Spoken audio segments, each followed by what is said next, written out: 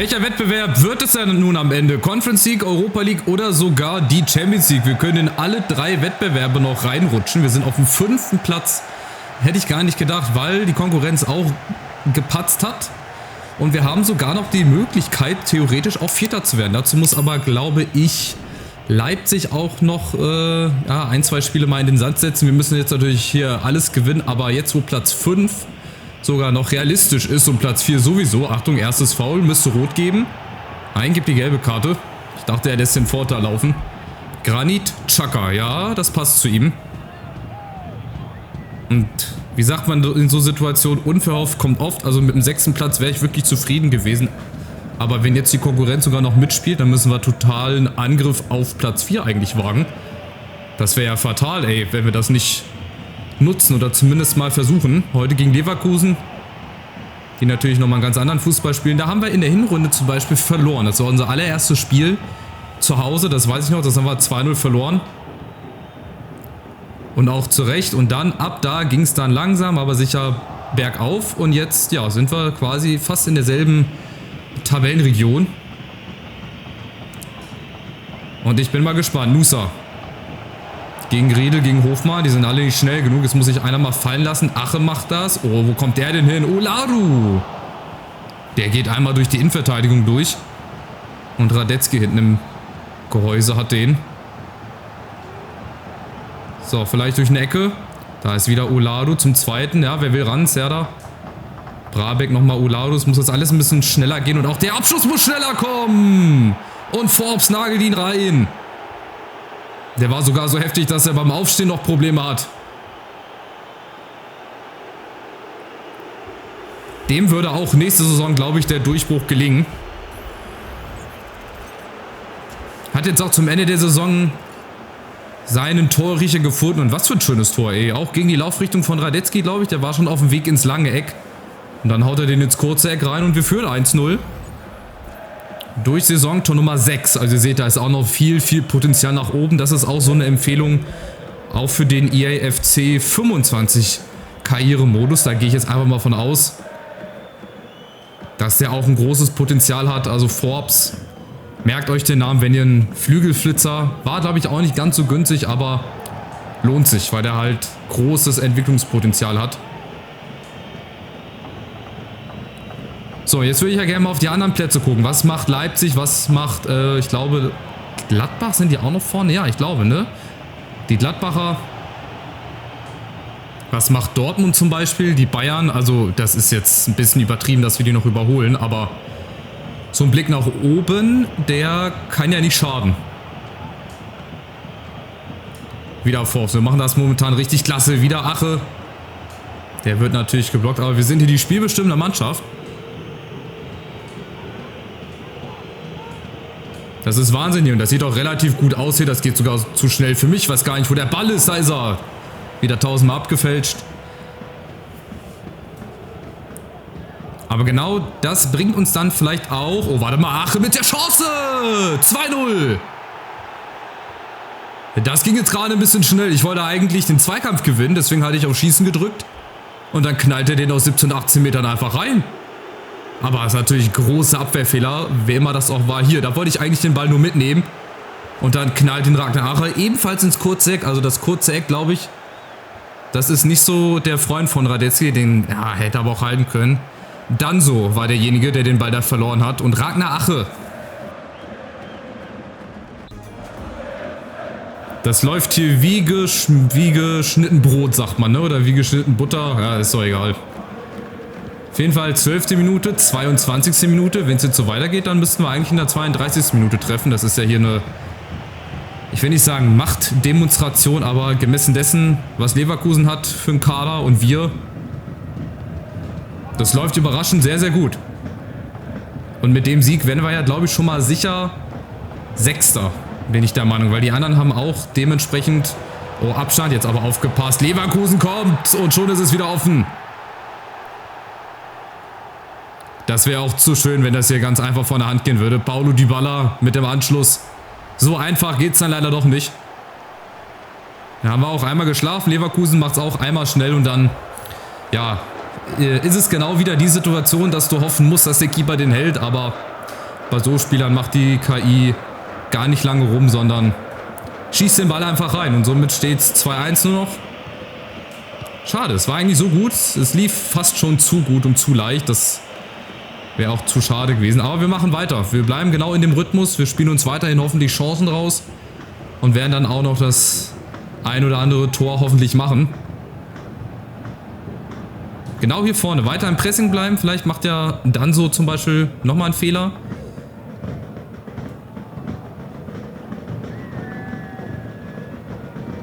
Musa, da kommt Ragnar Ache mit dazu. Das ist mal kein Foul. Da muss auch immer froh drum sein, dass der Schiri da nicht pfeift.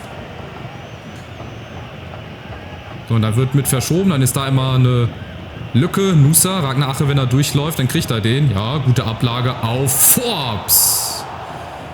Ja, auch gut gespielt. 1, 2 Kontakte. Zack, hier einmal abgelegt. Und der Platz war da, dann musst du schießen.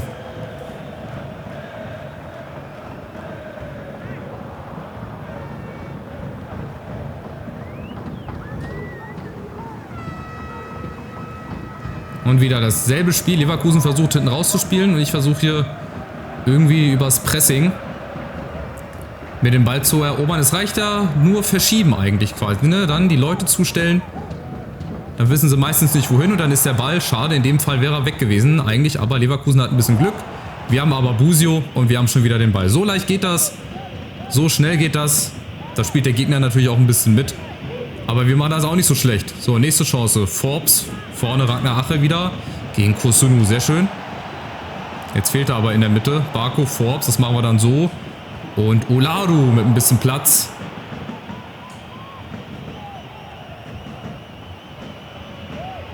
Nächste Chance. Bradley, Nusa, oh, gegen Riedl, da dürfte er, gut. Mit ein bisschen Pech gibt es da Abstoß. Sieht man mal die Tabelle? Nein, schade. So eine Live-Tabelle, so zwischendurch war ja auch mal ganz geil. Oder die Ergebnisse dann von den Plätzen, wo es halt noch um was geht. Das würden sie auch sicherlich hinbekommen. Jetzt in meinem Fall ja Frankfurt, Leipzig, Gladbach, glaube ich. Und dass wenigstens da die Ergebnisse mal gezeigt werden, weil da geht es ja um was. Und oben geht es ja auch noch um die Meisterschaft, ne? Bayern, Dortmund, ich weiß gar nicht, Leverkusen, wie viele Punkte die hinter sind. Die Gladbacher, die waren ja auch eine sehr lange Zeit auch oben.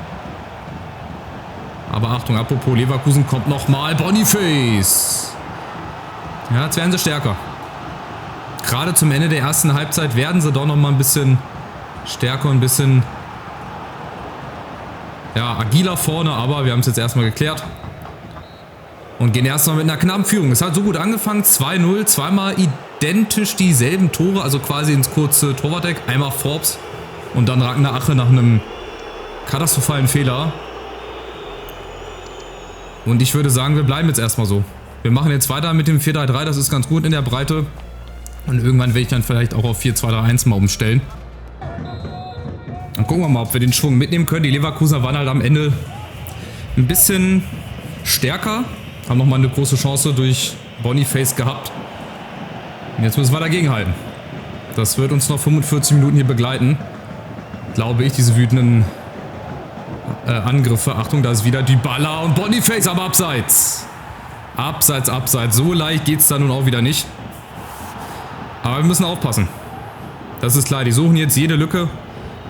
Die werden sie auch bespielt bekommen und dann ist es wahrscheinlich wieder nur die Kniescheibe, oder? Ah, die Schuhgröße war es wieder. Naja. Wie gesagt, Schuhgröße 38, dann wäre es kein Abseits geworden. Vielleicht will ich doch ein bisschen kompakter stehen. Wollen wir ein bisschen kompakter stehen? Weiß ich nicht. Ich warte jetzt nochmal ab, so eine Viertelstunde im 4-3-3 und dann würde ich, glaube ich, auf 4-2-3 stellen. Das war das Mittelfeld ein bisschen kompakter machen. Nächstes Spiel ist Leverkusen gegen Gladbach. Also da geht es halt auch noch um die Meisterschaft, ne? Aber wir machen das auch nicht schlecht. Ragnar Ache, nächste Chance. Und Radetzky. Ein schön offenes Spiel wird das jetzt. Wir müssen nicht unbedingt, wir können ein bisschen Piano machen, aber Piano ist bei mir nicht. Ich kann keine Ergebnisse verwalten, das geht einfach nicht. Ich will wieder nach vorne spielen. Und Serda mit der nächsten Chance. Da brauchen wir natürlich dann auch ein bisschen Glück.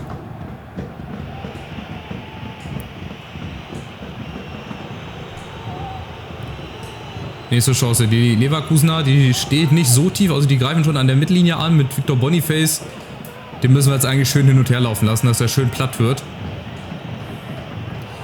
Und ansonsten werden sie gut zugestellt. Frimpong.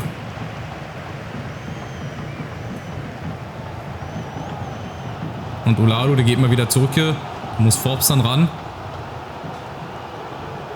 Und Leverkusen sucht die Lücke. Die werden sie auch finden. Oh, Frimpong. Das ist halt der Nachteil. Da kommt es nicht hinterher. Bako. Er kann da nur stehen. Bradley ist da. Sehr schön. So, und jetzt die Chance. 3 gegen 3, wenn es schnell geht. Forbes mit Ragnar Ache. Olado. Forbes vorne, wenn er angespielt wird. Ja, gegen Kusunu. Sehr schön. Und zum Tor hin, Junge. Jawohl. Alleine machen oder spielen. Wir spielen auf Ache. Und der alte Abstand ist wieder hergestellt. 3-1. Die Zeit reicht noch für eine kleine Tasse Tee unterwegs. Sehr, sehr schön. Und Forbes halt auch mit seiner Geschwindigkeit. Ich meine, Kusunu ist jetzt auch nicht gerade langsam, ist zwar aber nicht so ist dann wohl offensichtlich nicht so beweglich wie er. Und Ragnar Ache, glaube ich, vor Riedel und Radetzky, der zum 3. Mal geschlagen ist. Und ich glaube, bei allen 3 Toren. Wobei bei dem 2. Tor, da sage ich, okay, den kann er eventuell halten. Der war jetzt zwar auch hart geschossen, aber jetzt nicht so unbedingt platziert, dass man den nicht hätte halten können. 62. übrigens, also die 2 heute hinten. 12, 22, 62 sind die nächsten Lottozahlen. Merkt euch das, obwohl es so bis zu 49 geht. Bei meinem Lottospiel geht es aber bis zu 62. So. Ist das halt was ganz Besonderes. So, jetzt muss Leverkusen aufpassen, dass das nicht völlig in die Hose geht. Wieder Ache, um Gottes Willen! Der macht das Spiel seines Lebens heute. Ragnar Ache zum 3. 1:4. Und der Doppelschlag, der könnte schon die Entscheidung sein. Eine ganz, ganz wilde Phase, eine schlechte Phase von Leverkusen hier auch ganz einfach gespielt. In die Spitze rein, Ragnar Ache knallt den rein und ihr seht, der ist vor dem Tor eigentlich auch eiskalt. Also wenn er will, dann kann er auch, so wie jeder andere Stürmer auch. Und Ragnar Ache heute mit 3 Toren, 66. Minute. Ja, der Mann des Spiels, ne? Würde ich sagen. Und jetzt kann ich aber trotzdem aus. Ein 5. Tor, das wollte ich übrigens auch nochmal nachgucken. 5 Tore in 10 Partien ist das auch nicht schlecht, ne? Also trifft in jedem 2. Spiel. Und noch ist ja die Schluss. Noch ist das Spiel nicht vorbei. Bei Leverkusen muss jetzt aufpassen, dass das nicht völlig nach hinten losgeht. Da geht es ja auch ums Torverhältnis, aber gut für uns, ne? Ragnar Ache vielleicht diesmal als Vorlagengeber auf Busio. Das ist Wahnsinn. Also jetzt geht es den Bach runter für Leverkusen, dass das so dominant dann von uns gespielt wird. Das ist natürlich auch ziemlich stark. So, lassen wir vorne für Ache, der hat jetzt mal Schluss. Forbes auch. Dafür kommt Rese rein und Jinma kommt für die rechte Seite. Und ja, ansonsten lassen wir mal die Truppe. Viele Spiele haben wir ja nicht mehr. Nach dem Spiel haben wir, glaube ich, noch 2 oder 3 Spiele. Und dann ist die Saison vorbei. Und dann werden wir halt sehen, um auf die Frage vom Beginn zurückzukommen, Euroleague, Conference League oder sogar die Champions League. Also Champions League wäre wirklich wild. Vom Aufsteiger zum Champions League Aspiranten, das wäre natürlich Hammer. Würde ich auf jeden Fall unterschreiben. Das Spiel ist noch nicht vorbei. Bradley, mal gucken. Hauen wir nochmal irgendwo ein Brett raus. Hier vielleicht Guzman. Barco und Brabeck und ich glaube, das Ding ist durch. Also nach dem 2-1 habe ich gedacht, okay, Leverkusen macht nochmal ein bisschen mehr Druck, auch in der zweiten Halbzeit, aber mit dem 3-1 und dann 4-1 natürlich war das Ding eigentlich dann gelaufen. Jetzt haben wir auch ein bisschen Glück hier, dass der Ball immer zu uns springt. Oh, Guzman, schöne erste Bewegung. Beziehungsweise schöner erster Kontakt, schöne Mitnahmebewegung. Das wird auch nochmal ein richtig guter. Der wird auch sicherlich über eine 90 kriegen, wenn man den dementsprechend trainiert. Vielleicht müsste man den auch nochmal verleihen, damit er regelmäßiger spielt. Oder aber auch direkt in die erste Elf werfen. Wenn man ganz mutig ist, aber das wird man dann sehen.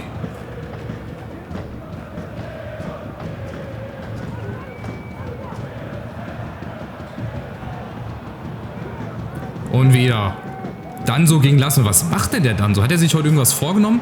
Soll er diesen Move machen? Hat er mit irgendeinem eine Wette, dass er immer in die Mitte laufen soll und sich den Ball weit vorlegen soll? Das ist jetzt das 2. Mal, wo es fast schief gegangen wäre. Achtung, nochmal Leverkusen, Boniface, Luis Alberto.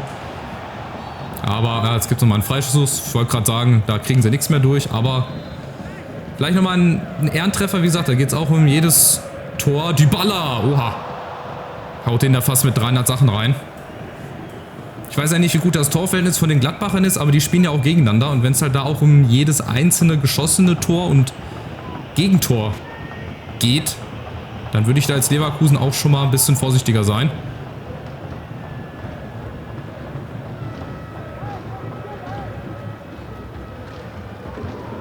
Riedel Chaka, Achtung. Dann so wieder unser spezieller Freund heute, mit dem Ball in die Mitte zu sprinten. Das ist seine Hauptaufgabe, seine Lieblingsbeschäftigung, die Baller. Muss irgendeiner ran. Olaru kommt da auch nicht hin. Achtung, Obich zum ersten. Und den Rebound. Den kann er nicht halten. Das 2:4 von, ich glaube, Grimaldo ist es. Da freut sich dann ein einzelner Fan, umgeben von vielen Hertha-Fans da hinten. Der springt hoch, als hätten sie die Meisterschaft gewonnen hier. Da kannst du dann natürlich nichts machen. In ein paar Jahren, gut, wehrt er den vielleicht auch ein bisschen anders ab. Aber gut, Grimaldo erstes Tor. Nein, 6. Tor auch immerhin schon. Im 29. Spiel. Ja, und es zieht sich auch das fort, auch in meiner Eintracht-Karriere. Hier ist immer Spektakel, hier fallen immer viele Tore.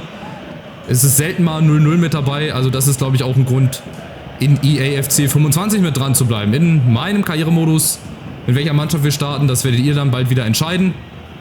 Ich bin sehr, sehr gespannt, was für Vorschläge dann da reinprasseln werden. Wir gewinnen auf jeden Fall erstmal. Wir sichern, glaube ich, Platz 6. Also zumindest die Conference League haben wir schon mal sicher. Ich will natürlich mehr. Ich will in die Champions League. Und wenn es am Ende für die Euroleague reicht, dann unterschreibe ich das natürlich auch. Mann des Spiels heute, Ragnar Ache erzielt Dreierpack bei Hertha-Sieg. Werder Bremen ist jetzt unser nächster Gegner. Vorher gucken wir natürlich nochmal in die Nachrichten rein, wie immer, spulen mal vor und dann gucken wir auf die aktuelle Blitztabelle.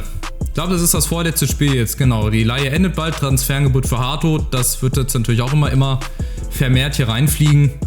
Na gut, der geht mir ein bisschen auf den Sack, der Robert. Quasi Groch oder wie der heißt. Das muss jetzt nicht unbedingt sein. So, und dann die Bayern zum Schluss. Glatzel ist wieder einsatzbereit. Nach 0 Verletzungswochen ist Robert Glatzel wieder einsatzbereit. Ah ja, alles klar. Warum war er dann die ganze Zeit verletzt? Der muss jetzt erstmal wieder reinkommen. Also Ragnar Ache hat jetzt gerade das Momentum auf seiner Seite. Den muss ich jetzt einfach spielen lassen. Glatzel kann aber wieder auf die Bank. Ziemlich fit. Es dreht sich nicht alles um dich. Du weißt, wie wichtig du für uns bist. Du bist ein wichtiger Spieler in unserer Mannschaft. Du hast gezeigt, wie groß dein Potenzial ist. Ne? Der will natürlich gegen seinen Ex-Verein spielen. Das ist ganz klar. So, wir gucken jetzt drauf. Es sind noch 2 Spiele, 6 Punkte. Das heißt, wir haben auf jeden Fall Platz 7 bzw. Platz 6 sicher. Wir haben um +7 das bessere Torverhältnis von der Eintracht. Das können die natürlich auch immer aufholen. Aber die Eintracht spielt jetzt noch gegen Leipzig und gegen Schalke. Gut, da müssten sie insgesamt 7 Tore besser sein als wir. Also um ganz sicher zu gehen, holen wir uns jetzt noch einen Punkt gegen Bremen. Dann sind wir zumindest sicher 6. Wir können sogar noch, ich überlege gerade mal, wir können jetzt maximal auf 63 Punkte kommen. Also Meister werden wir nicht mehr, schade. Wir können aber Vizemeister werden. Total kurios. Und da Leverkusen und Gladbach, glaube ich, gegeneinander spielen. War das nicht so? Leverkusen spielt gegen Gladbach? Genau, jetzt nehmen wir mal an, Leverkusen gewinnt und wir gewinnen. Dann haben wir am letzten Spieltag die Chance, im Fernduell in die Champions League einzuziehen. Wir spielen natürlich in München, wir haben mit das schwerste Spiel. Hoffenheim spielt dann in Gladbach, da müssen wir auf ein bisschen Schützenhilfe hoffen. Also es ist noch ganz, ganz viel möglich. Jungs, bleibt einfach dran, es supportet mich hier weiter. Wir können noch ganz, ganz Großes erreichen. Und dann haben wir natürlich noch unser Pokalfinale. Das darf ich natürlich auch nicht vergessen. Unten ist es schon entschieden. Ja, nee, rechnerisch noch nicht, aber ich glaube, wir können Schalke als Absteiger Nummer 1 auf jeden Fall schon mal festlegen. Dann Bochum, Hannover, Augsburg, Union und auch Bremen. Die brauchen auch noch einen Sieg oder einen Punkt für den sicheren Klassenerhalt. Freiburg ist da schon längst raus. Also von Bremen bis Bochum, da kann auch alles passieren in den nächsten beiden Spielen. Und ich hoffe, da seid ihr nochmal mit dabei. Supportet mich nochmal mit einem Daumen nach oben. Teilt gerne meine Videos mit euren Freunden. Das würde mir auch sehr, sehr viel helfen und das würde mich auch sehr, sehr freuen. Und ansonsten sehen wir uns zum letzten Heimspiel gegen Bremen. Nochmal ein Sieg und dann sichern wir uns auf jeden Fall schon mal die Conference League. Macht's gut und ciao.